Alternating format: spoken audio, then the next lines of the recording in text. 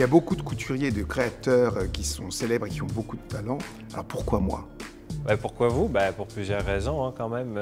Andy Warhol avait dit de vous que vous étiez la seule personne avec Yves Saint-Laurent que dans la façon que vous assembliez les vêtements, vous étiez le seul avec lui vraiment créer de l'art avec les vêtements. Je crois que Warhol avait raison. Puis aussi, vous avez vraiment ouvert les yeux de la société sur une mode qui était inclusive avec un message social très fort. Donc, je crois que c'est important de le démontrer dans une exposition, dans un musée. Mais qu'est-ce que la mode vient faire dans un musée? La mode dans un musée, je crois que les musées, leur mission première, c'est vraiment de donner accès à l'inaccessible.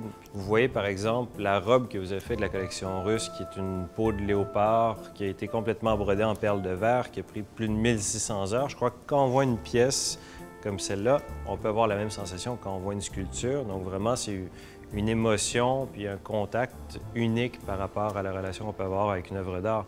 Ça fait 45 ans que je travaille dans la mode. Alors pour rassembler pour l'expo tous ces vêtements, vous vous êtes retrouvés dans ce bordel? Ben oui, je me suis retrouvé dans ce bordel, mais c'était pas vraiment un bordel quand même. Vous avez des archives qui sont bien classées, beaucoup de pièces, vraiment des trésors. Pour moi, c'est vraiment une opportunité unique d'avoir un accès inédit à des archives. C'est un peu une caverne d'Ali Baba. Ben, un bordel, non?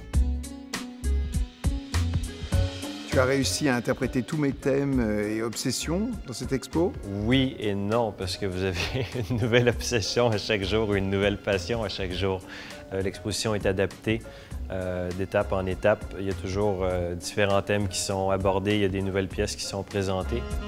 Pour l'exposition au Grand Palais, tous les visiteurs vont devenir des muses de Jean-Paul Gaultier, alors qu'ils vont monter l'escalier photographiés par des paparazzis cachés dans la rampe d'escalier et vont apparaître sur un écran géant.